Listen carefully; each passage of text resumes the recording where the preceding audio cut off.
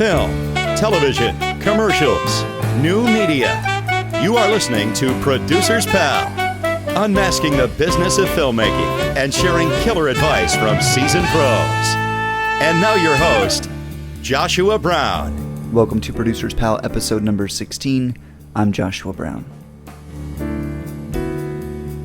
Today on the podcast, Chris Wilson and Zach Pearson of the recent viral hit Star Drunk. Chris and Zach talk about their process of making viral hits, which they've done in the past as well. And yes, in this case especially, it does include getting plastered. You can find this episode at producerspal.com/stardrunk.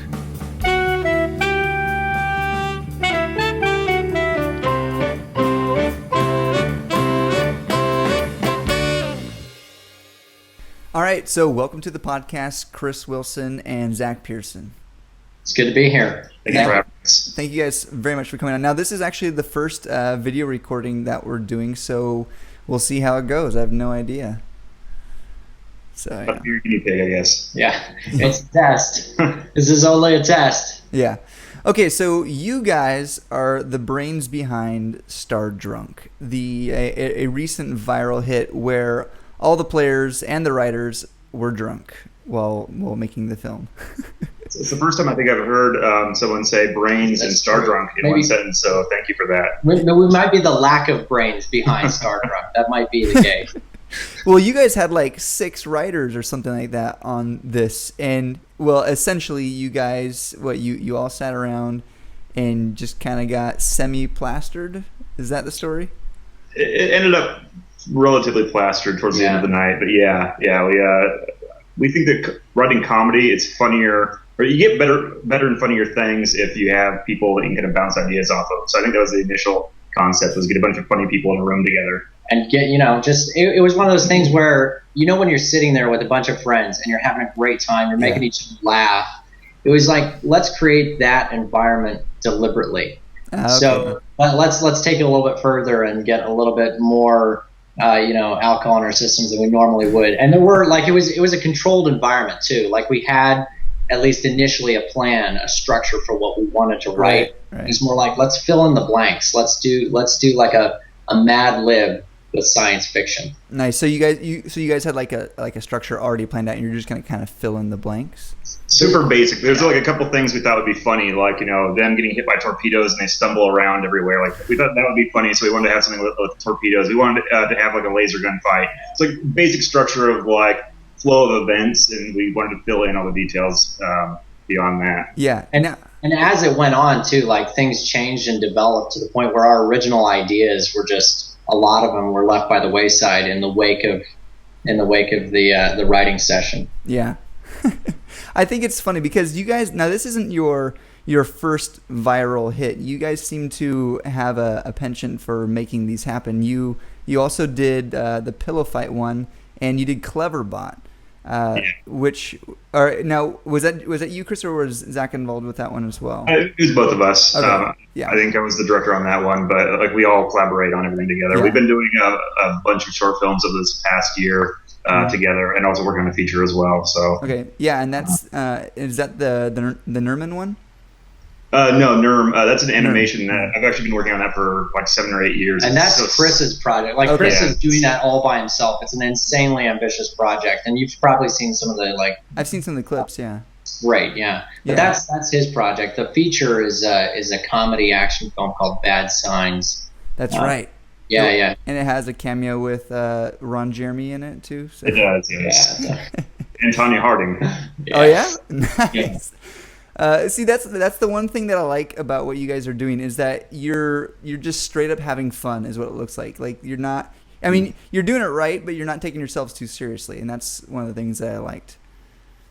Oh yeah, it's been a complete blast doing these projects, and I mean, I hope we're doing things that are commercial in terms of their getting out into the world, and I think with Star Drunk, with Star Drunk going viral this past week, it seems to be. But at the same time, we're making projects to entertain ourselves. That we enjoy these as well. So for our community of people, because it's one of those things where you want to write something that will appeal to the most amount of people, be the most successful and the funniest thing. And we find ourselves to I guess possess like a sensibility that's similar to our audience, like, you know, and that's the key, to not go too far in one direction and get too like artsy with it and stuff. Right. Now I thought it was the mark that you had genuinely gone viral because my uncle sent me the video and said, "Hey, this is what you should be making." And I said, "Well, actually, I'm interviewing the director." So Awesome. It's fantastic. yeah, because we, my film partner and I, we used to make just really weird, stupid stuff too, but it wasn't as like widely accessible as what you guys are doing, which is part of the reason I like what you guys are doing.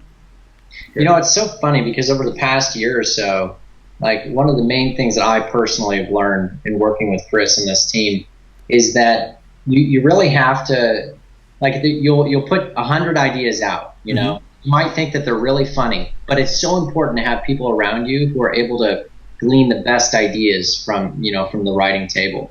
Because if it was just up to me, it probably would have turned out entirely differently. It probably would have gone. You know, it's one of those things where having a good, solid group of people around you kind of keeps you on track. Mm-hmm. And then after you sober up, you check the script again just to make sure. Right, drunk, edit sober. You know, Hemingway put in best. So, how was that then? How long did it take to actually do that? Because I'm just imagining being drunk is going to take a very long time to film. Well, we had it all planned out to be one night. Unfortunately, one of the cast members blacked out and actually go back and do 2 additional shoot dates to get all the pieces of it. But I mean, it was relatively quick considering all the pieces that we had, and there's a lot of stuff in there, and it was pretty slow moving for a lot of it, especially because no one could remember lines. But I think the whole thing maybe took 7 or 8 hours to shoot all the pieces together. So. And that was the thing too, like with Cleverbot, which Chris wrote and directed. It was one of those, and Cleverbot wrote. Prompted. But with that, like it was one of those things where, you know, he wanted to take it and make and give it put a variable in that he couldn't control. And that was the whole thing behind this too, is we wanted to do the exact same thing, have a variable that we can't control. And so we were very meticulous in our structuring of everything else. Everything that we could control, we made sure that we had a firm grasp on it. We did a lot of pre-production. Like what? What are those things that you wanted to have control over? Oh, we definitely wanted to make sure that we knew like what order we were shooting everything in, like process for the evening. The only real wild card was the drunken actors. Like when I say only, it's, you know, that's a huge thing, right? Because we didn't know what else was going to happen, and so that was one of the main things. Whenever you go in and make a video, a lot of people just, you know, try to wing it. It's like, oh, we'll show up on set and improv things and stuff, which it can be fun, but this would have fallen apart very quickly. Yeah, completely. It's also like difficult to shoot on a blue screen because you don't have any reference of like where you're at. So it'd be very, very meticulous on like all your angles and everything to make sure that it's going to be working for the visual effects and everything. So yeah, we needed to go in with like very complete shot lists. Order of shooting, because the order of shooting was also tied with who got drunk when and how long we were keeping other people drunk. As we used to put, there were 2 shot lists. There was the shot list for what we're going to shoot, the shot list for when the actors start taking shots. Wow, that's pretty great. But do you guys, are you intentionally trying to make viral hits? Because I've noticed like the last few things that I have seen from you guys is that it's geared towards an audience, and that you've tried to get on things like Huffington Post and other things that will get you more attention. Are you aiming for that, and do you have an idea of what you're trying to do? Not really. I mean, the articles that have been written about us, they just showed up. Like the Cleverbot thing with the Huffington Post was the first big article that we had written, and like we just kind of woke up to that. Like we had no idea. And do you have a Google alert set? Yeah. Especially with the Cleverbot thing, we didn't know if anyone was going to get it. Like it was a very like crazy concept, and we kind of thought that a lot of people just wouldn't understand it. So we were a little more shocked that went viral. We thought this one, especially because we already had a lot of press for the Cleverbot thing, that we had a better chance of getting exposure for it. Right. But still, it's just, I mean, we're more making things for ourselves. It's entertaining, and it's, you know. And they're side projects, because I mean, I love the new media and video online. The accessibility that filmmakers have to a large audience is just unprecedented. Yeah. But ultimately, like, we want to make motion pictures that a lot of people watch. We want to make entertainment for a lot of people. Okay. And you know, so YouTube and making viral videos wasn't necessarily like a goal. It was more like let's exercise, you know, let's go out and work our skills, you know, and become better at it. Yeah. And you know, and find people that we want to work with, find people that we like, and it's just been a really positive experience because I think we've all been really honest about what we wanted out of it, you know. Like we don't want to be famous necessarily. Do you, you know? do you think that would help though in your pursuit of what you're trying to do? Oh, absolutely. I think it would. Like, you know, just a larger audience is you know, if they're watching your stuff, then you're doing something right. But I think like our goal wasn't to become famous. Our goal was to be entertaining and to entertain ourselves and our friends. Gotcha. And I think that's the fundamental difference between like, you know, going out and trying to make something, just trying to get attention. Mm-hmm. We don't want attention. We want to entertain. Right. So do you have like your target audience, or is it just people like you? I don't know, like people like us, I guess, and you know, nerds, science fiction fans, geeks, the best. There's no day in space. Know what I mean? That's the line. That's the line I like. It's a great line. Yeah. You know, the best people in the universe are you know, that we want to be their friends. So we make videos they'll like. Very cool. Okay, so tell you what, I'm gonna move on a little bit. We kind of discussed that particular film that you got going. I kind of want to figure out what you guys are actually up to. So we'll start with Chris. Chris, what would you, if you could wrap up your title, what is it you do? Well, I mean, first and foremost, it'd be director on these projects and co-director with Zach on a lot of them. But I also do writing and visual effects and animation and everything. So at the indie level, like you have to do a lot of everything. So I've tried to learn as much as I can, and it usually means, you know, that between a few people, we end up taking on 20 years or more jobs on the film. Mm-hmm. I think one of the big things I have going for me that a lot of the other indie filmmakers don't have is being able to do visual effects and animation and everything, which allows us to do, you know, something like this. And do it for cheap. I mean, this is done for next to nothing. We bought a blue screen and a few other very small things and costumes and everything. But aside from that, it was a no budget film. Yeah. So yeah, I mean, it's a little of everything, but primarily directing, writing, visual effects, and editing, that sort of thing. So you would just call yourself like a director? That's what you're. Generic filmmaker, or. Yeah. And Zach, what about yourself? I guess I would describe myself. I definitely want to direct. Like, I'm a director, and I also do a lot of writing. I'm breaking into acting a little bit, just testing it out. You know, I'm in a few little short films locally and stuff, and some local stuff. And I'm also currently working on Chris with Bad Signs. So it's one of those things where he's exactly right. You have to wear so many hats. Yeah. Like at this You're level. So bootstrapped. And that's kind at of this the level. challenge. Yeah, and that's kind of the challenge too, because like at an industry level, you know, everybody has a very specific job.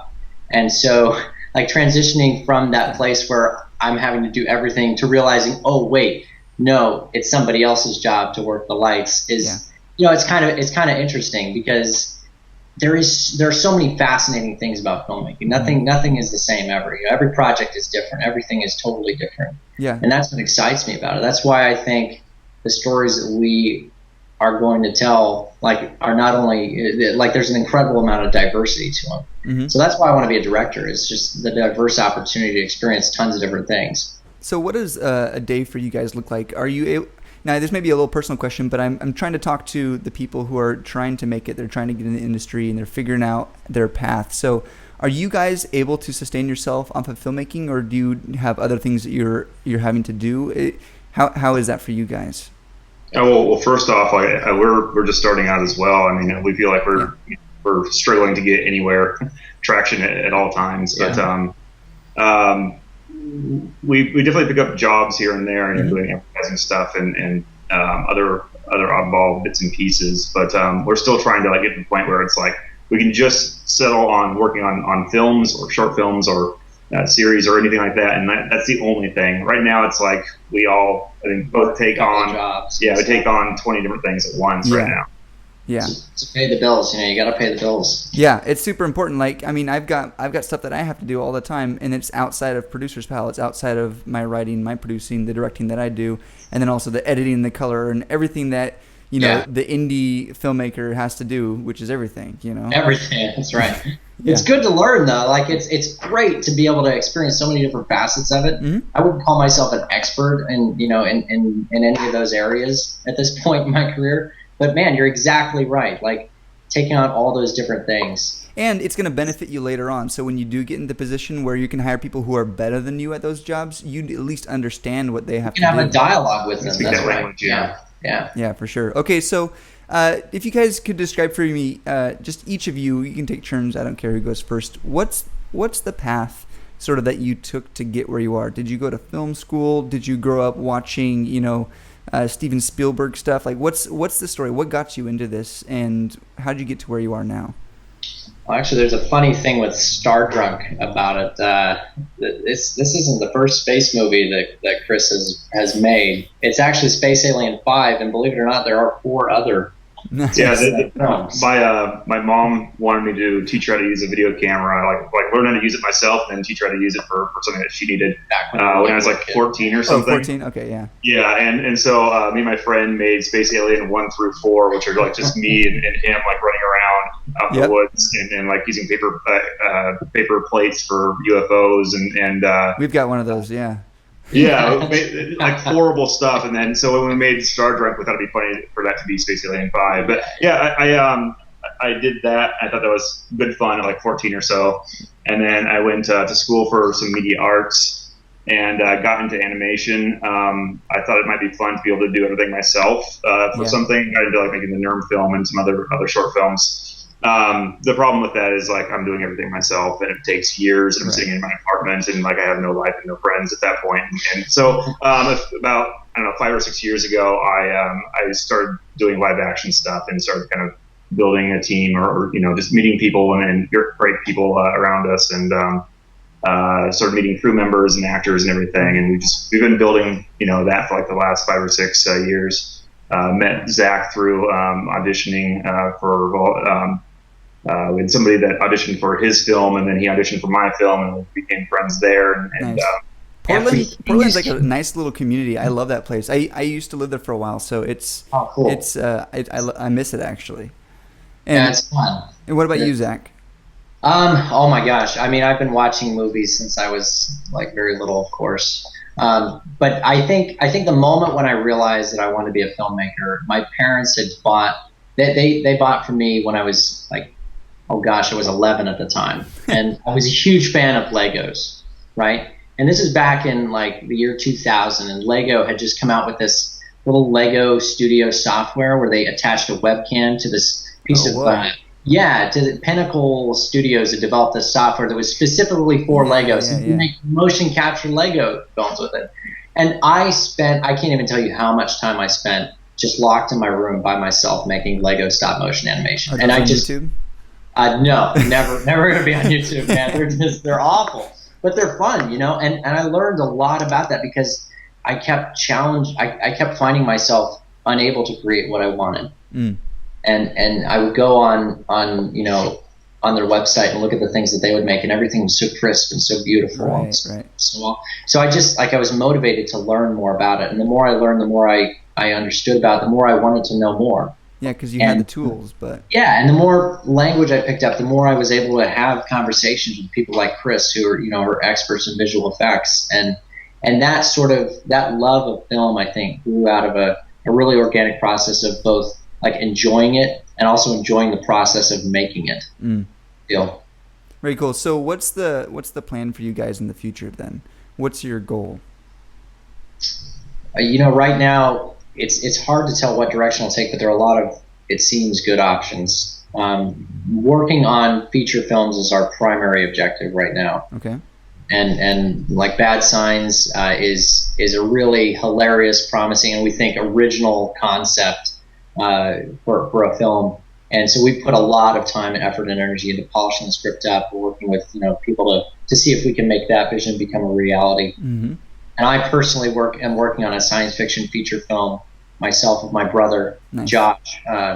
and he and I have been working on that for a few years. So it's one of those things where you kind of have to be really patient and really persistent, and opportunities come. I mean, we pushed a couple other opportunities off of our plate to do Star Drunk, and you never know what's going to work. You just know what you have to do. Mm-hmm.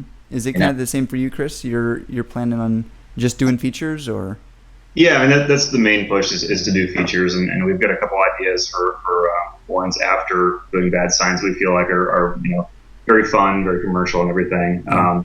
And it's one at a time. We don't know where Bad Signs will take us, so we just want to make sure that we can finish that up and do it really well, and then be able to move on to whatever's next. I mean, that being said, I mean, this sort of stuff, the short film stuff, I feel like we'll probably always be doing that. It's like we come up with little oddball ideas and just like, let's go shoot that. Yeah. And it's fun to be able to just go take a few friends out and do a project, in a few weeks or a few months even. But mainly features, but like a little bit of short films and stuff as well. Mm-hmm. So what's the big 10-year goal? Do you guys have an idea? Do you have your vision? I can tell you like my fantasy of what it is. Okay, lay it on me. Why are you doing all this? I want to be able to make a living making entertaining films for people. Yeah. Like to make a living at it. Like I don't want to have to work anywhere else. I would love to every day get up and to be working on some aspect of producing a film that like I have a personal creative stake in. Not just putting money in it, not just participating, but having like a contributing role to it. Yeah. Like I don't care. Like I'll shine people's shoes or whatever.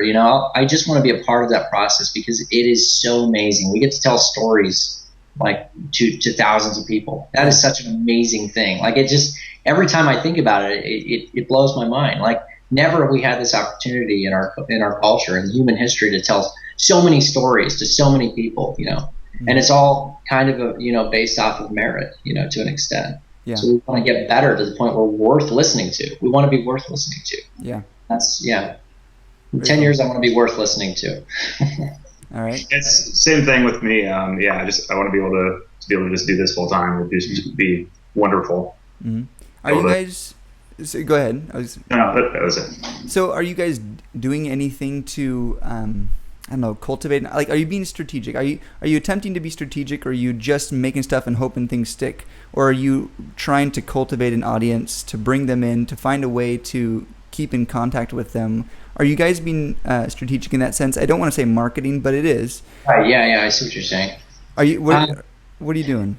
For some projects, like Bad Signs, we're being very careful about, making sure that we're positioning ourselves to be able to do that when the time comes. Okay. Stuff like this, we the first film that we worked on together, short film, was Throng, and that was like 9 months ago. It's just this little like mockumentary. It's hilarious if you ever get a chance to watch. I personally think it's hilarious. You said wrong? No, it's called Throng. Oh, Throng. Okay. Yeah, Throng. I haven't heard that one. Yeah. It's a lot of fun, and we worked on it, and it was one of those things where, just over the past 9 months, we become more and more aware of what a role like marketing and connecting with your audience, plays in creating films, because we create stuff that we want to watch. Yeah. But over the past like couple of films, we've become aware of the fact that there are other people who want to watch these things too. Or you'd like them to see your stuff. Yeah, we totally want them to see the stuff. So it's at this point, like developing a strategy, we are taking some specific actions towards it, like making deliberate contact with some news people and some places. But we also we just want to focus our creative abilities on creating content. Okay. So one of the things that we're trying to do is partner with people in the community who are good at connecting with an audience. Gotcha. People who, marketing people who do that for a living, because they are so skilled, and the community surrounding us is so skilled at doing that. Mm-hmm. I mean, the people that posted Star Drunk on Reddit and first started getting a lot of upvotes, right. Sean Parker and Harmony Lawrence, they do their own short films, and they're very skilled at like connecting with that community. Yeah. So for like on Bad Signs, we've definitely been trying to go out of our way to meet the people that we need to know for like a nationwide release of a feature, or as best as we can, at least. We're right. trying to get there, and so We've partnered with Danny Hewitt, who was one of the co-founders of Liberty Tax, and was one of like the founders of street advertising, the sign holding advertising. Oh, okay. The movie's about street advertising, and so we met him, but he's like considered to be one of the best guerrilla marketers in the U.S. And so developed a relationship with him and other marketing people like Lila Foga, who did a lot of marketing for like building Star Wars movies and whatnot, and it's given us a lot of good advice. Yeah, it's been fascinating. So we're definitely trying to make sure that, while the short films are just sort of silly and fun side sort of things, that on the features we're doing all that we can, at least at our level of indie filmmaking, to make sure that they can be seen in the end. Yeah. So the goals of Producers Pal is to kind of teach young independent filmmakers how to fund, market, and ultimately sell their films so that they can fund that passion of filmmaking and storytelling. So you guys talked about your marketing a little bit. You're getting in touch with guerrilla marketers. I mean, that's the guy who's not the film's about, but it's involved with that community. So you've already got that sort of built in. But do you have like an audience in mind, or are you? What's your push for Bad Signs? Who are you planning is going to see this? People who enjoy comedy, Okay. I mean, it's a funny film, but it's also like I wouldn't call it quirky. It's got its quirks to it. It's one of those things where, the primary goal of a comedy should be to be funny and to be interesting. Yeah. So it's one of those things where I think a lot of people who enjoy like a diverse palette of entertainment are gonna find it pretty accessible. Mm-hmm. The market for it, as far as I'm concerned, all depends on how we execute it. Okay. And how we shoot it. Our writing is pretty specifically targeted to people like us. Americans who have had a rough time over the past 4 years since the economy collapsed.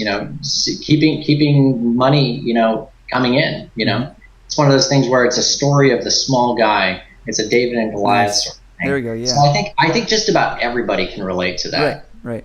To that feeling of being the underdog, mm-hmm. and that's what it's about. It's about that underdog mentality. And I think that makes it accessible to just about anybody. Right. That's good because you got that hook, but you've also got the comedic overtones where you don't have to get super, super deep into that, but people can still appreciate what you're talking about. Exactly. Yeah. Very cool. So, if you don't mind, I know sometimes depending on the deal, you aren't able to talk about it, but how did you do funding? And if you're able to, what's your budget for the film? I don't know how much you can talk about at this point.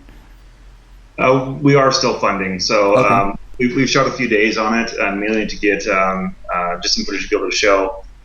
We have some great contacts down in LA actually that are helping us out with funding, and so. It's a long process, and we feel like getting pretty close to that. We feel like things like Star Drunk can really help because it's getting our name out there. But we're not there yet. But mm-hmm. We're hoping that it's a very, very soon sort of thing. And if I'm not mistaken, based on the images I've seen from you, you're being strategic about what you have already shot because you've got parts of your cameo, some epic scenes, and all sorts of stuff that you're doing to really just drive home this theme of the movie. So are you basically shooting a trailer? Is that what you're going for? Well, we did shoot a trailer. We shot one like over a year ago, I think, mm-hmm. and it was just it was shot on like no budget with friends for the most part, and I had some great acting people in town.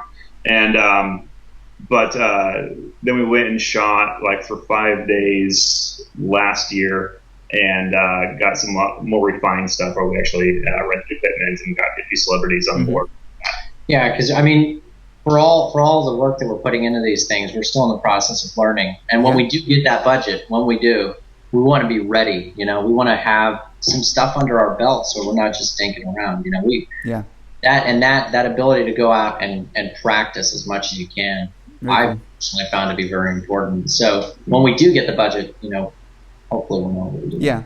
And I like to be as practical as possible. So are you guys, are you seeking, what's the word I'm looking for? Where, individual investors, or are you trying to do pre-sales? What's your thoughts and ideas at least behind it?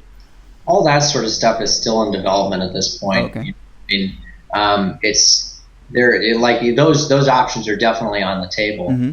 It's one of those things where any avenue that we can find and exploit is definitely, on the table. Yeah. But as time goes on, and as we continue to talk with the investors and find out what their wants and their requirements and needs are, we will probably end up developing a more cohesive plan about the future. Very cool. So you're still really in the throes of this.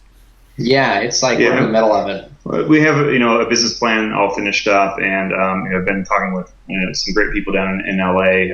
But it's one of those things where like it's always kind of changing. Even though it's like an 80, 90 page business plan, but at the same time, like we make changes to it all the time based on the new things we're learning or hearing or whatever. So it's always kind of in motion. It seems like. And presumably you have an internet distribution strategy. Are you guys finding that to be something that's going to play a big role in something like this? We hope so. I mean, that's one of the things where it's like we were talking earlier.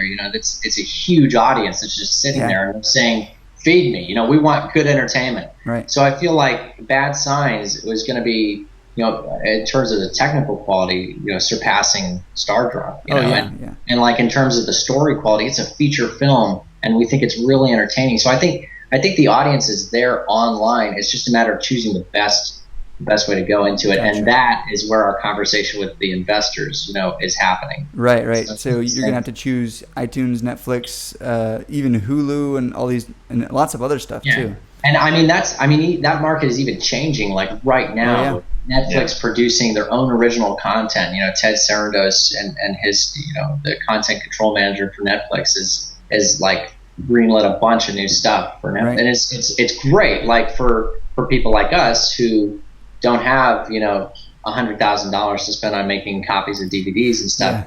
Like that is definitely a viable option. Yeah, very cool. Looks, Are you hoping to get a theatrical release too, or always at least a small one? Of course. Yeah, that'd be great. I mean, that's I mean, that's when you feel like you could I've made it, right? Yeah, exactly. It's up on the big screen. I mean, let's be honest. Even if we didn't get like a bona fide theatrical release, we still rent out a theater. Oh yeah. I'll probably even wear a tux to it. Yeah, I won't say what film festival it was, but I had the short film that I made with a buddy of mine, and it was the very first one we did when we moved to LA. We did it like really super cheap. We actually kickstarted it, and cool. I submitted it to a festival that I knew without a shadow of a doubt that I could get into, specifically so that I could invite everyone and watch it on the big screen. That's fantastic. Yeah, that's exactly. That's what I'm talking about. And it was down the street. I was like, I know I can get into this one. It's no big deal. Yeah, it's like the early days sort of thing. You know what I mean? Yeah. Yeah, it's pretty good. So we just went there, had a bunch of drinks and ate food, and then went and watched it and had more food and drinks afterwards. So it's a good time. It is, great, man, and like it can only go up from there too. You know, like we've done the exact same thing. The premiere for Stardrop for us was out in the shop, with the community of people that we are representing right now. Like these great people are a part of it, and like it's just as much their film as it is mine, as ours. And like being able to enjoy that with friends, like nothing, like you just said, being able to go out and have drinks and watch it on the big screen. That's a great experience. Yeah. It's so fun. Like that's one of the main reasons why people make fun films. We love it. We love it. Yeah. Yeah, all right. So I want to start to wrap up a little bit. We're up to like 30 minutes or so, and I want to begin to just kind of wrap up this conversation with you guys. So let's see. I got some questions here. If you could start all over. Now, I know you're at the very beginning, but knowing now what you already know, looking back 10 years even, what would you have done differently? Personally, I wouldn't have spent so much time doing the solo animation thing. Well, I developed like really great skills in the visual effects side. I wish I'd started a little bit early doing live action, because I much prefer doing live action now. Not that I wasted that time, but I definitely spent a lot more time on that than I probably should have. So just getting into it earlier, making those connections earlier, I would have been, I think, further along at this point. Do you think that it was maybe, I don't want to say procrastination, but like maybe you were just tentative about the prospect of actually getting to film? Like maybe you felt like, I can't do that, and so you opted to do a project by yourself where you could just believe in yourself and you knew that you were doing anything? Yeah, I think partially that, and then also I just didn't know where to start. I didn't know where to get equipment, or I didn't know that there was like a filmmaking community here in Portland. I didn't know that there was access to actors and crew members and all that sort of stuff. So it took a while to kind of figure that part of it out, just not knowing that it existed. But once I did, then things moved pretty quickly, and we've done quite a few things since then. Yeah. And you, Zach?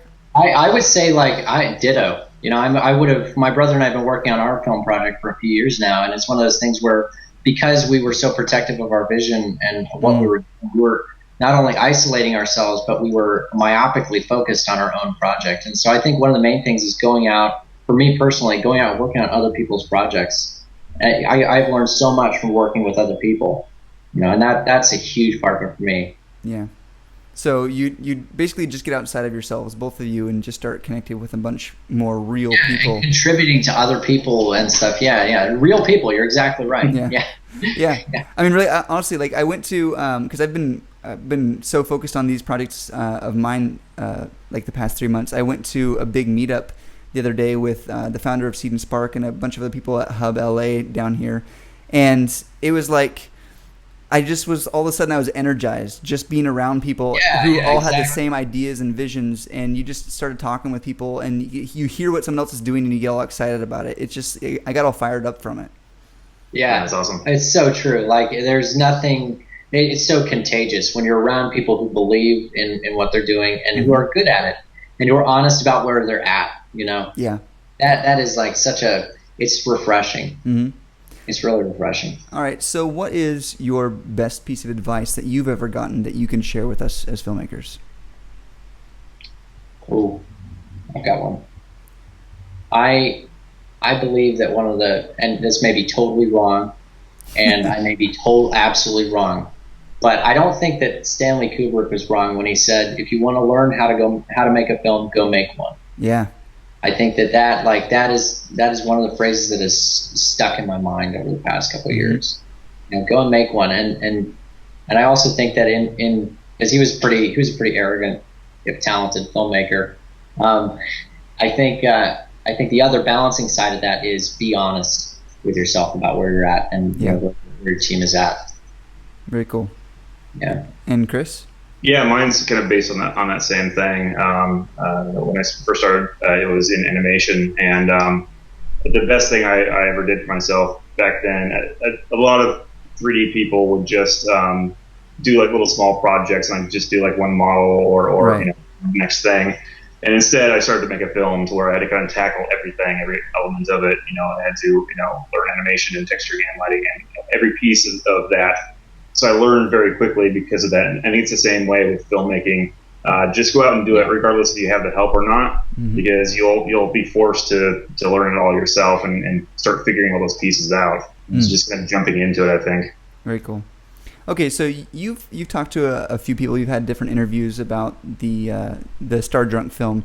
But is there a story that you're just hoping someone would have asked and the opportunity hasn't come up? Do you have a funny story about the project?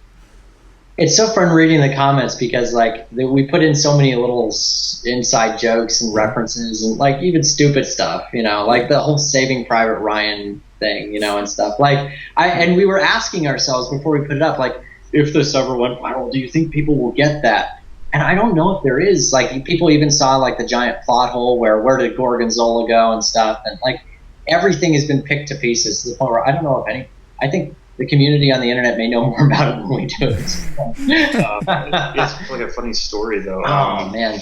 I don't know if there's an interesting. The whole thing was fascinating. The entire night was fascinating. Yeah. It was babysitting people, and there's tons of comments all over the internet saying that we faked it all, that they weren't really drunk. And boy, if they could have been there for 5 minutes of the shoot. Greg, the guy playing the captain, we were more or less having to hold him in place because he was stumbling around so much. And he's probably the one that people would complain that he was overacting or something. Right. Yeah. Right. Yeah. It was so funny. Between takes, he would close his eyes and put his head down and be like, "All right, Greg, so we need you to say this line next." He's like, and he'd say, "Stand over here," and we just kind of put him in place, say action, and he'd stand up tall and do some big delivery on something and then just go back to sleeping. Wow. But yeah, it was there is all this talk of like, people thinking that we might have faked the drunk part of it. But what it came down to was like, these people thought in their minds that they were delivering amazing Oscar-worthy stuff. In their mind, like Greg was understated. He wasn't over the top. He was just doing fine. He was just doing it, a Shatner sort of impression or whatever. Yeah. But what we got was just crazy stuff. I mean, he looks like a madman. So. And that's what alcohol does to you, kids. That's right. You actually had a sponsor for this new deal, I believe. Yeah. They were nice enough to give us a bunch of alcohol to get us all drunk. So. Was that the extent of the sponsorship? Yeah. But it was like a whole bunch of bottles of like really tons. Like top shelf stuff that was just wonderful. So we appreciate that, as we're all very poor filmmakers, and buying 16 bottles was out of our range. Yeah. Okay, so if you had to pick, what is your favorite film or even TV show? Ooh.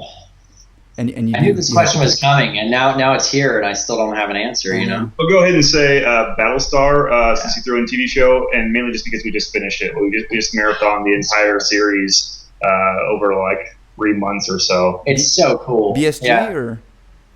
Yeah. Battlestar Galactica, the new seasons of it. Like, so we're kind of like freshly coming off of that right now, and obviously there's a lot of references to that in Star Drunk. Even just the look of it and stuff. Yeah. I really love the story. That it's just one of those things. Like, I'm a huge fan of social science fiction films. So, and I think I speak for both of us and our whole team. Like, we love science fiction. We love social science fiction. Do you have a specific for that?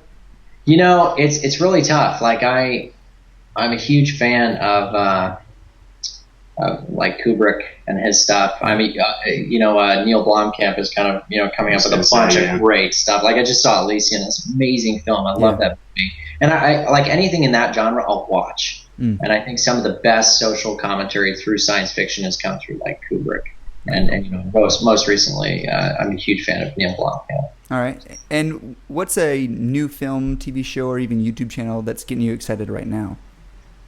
Ooh. For YouTube channel, Britannic. We love the Britannic work. Britannic? Yeah, have you seen Britannic? No, I haven't. Oh man, that's great. They put up like maybe one thing every 3 to 6 months, but like it's all just really fantastic stuff. They just did a short film with Nathan Fillion that's just fantastic, and a few others that are just like almost iconic YouTube sort of stuff. Do they have like a genre or comedy? Like it's just comedy. It's just pure comedy. Yeah. Oh, okay. We get like Joss Whedon to be in their short films, and really, really strange, but really, really funny stuff. Yeah. Lots of inside jokes for jokes for jerks like us, for nerds like us. Yeah, it's a lot of fun. I would say Julian Smith too. Like it's really fun, like really quirky stuff. Is he doing new stuff? I haven't seen anything. Man, the newest thing I saw was the never get naked in your shower thing. Like that's the last thing that I saw. But yeah, I mean, you've seen it. Like it's great stuff, So Britannic, Julian Smith. Okay. Mostly comedy stuff, So you guys you're big on YouTube then, huh? Oh yeah, I love YouTube. I love the internet. The internet's great. Internet's neat. Internet, pretty cool. Okay, so guys, thank you so much for coming on the show. I really appreciate it. I love talking to you guys. I love digging in deep, getting a little nitty gritty, some of the tough questions too, and then also just hearing all the fun stories and the fun that happens when you're making your films. So Chris, Zach, guys, thank you so much for coming on the show. Where can we find you online? Chris, where can I find you online? YouTube, for the most part, which would be Chris R. Wilson Film, I think. Yeah, Chris R. Wilson Film. Are you on Twitter or a website or anything? I've got a Twitter, but I never use it. Right. So, no, not really. You can go to badsciencemovie.com, and we have a lot of stuff up there for the future. Very cool. I'll definitely link to that on the show page. And Zach? For me, you could follow me on Twitter, but it would be very uninteresting for you because I never post anything either. Right now, it's just Facebook. Until my brother and I finish our science fiction film, we probably won't be putting up any websites or anything. Mm-hmm. But if you follow Chris's stuff, I'll be working on that. And Very cool. And, it'll be good. All right, I'll link it up. Guys, thank you so much for coming on the show. I really appreciate it. And It's been a real pleasure. Thank you. Yeah, I look forward to seeing your movies in the future then. If you enjoyed this podcast, please go to producerspal.com/stardrunk.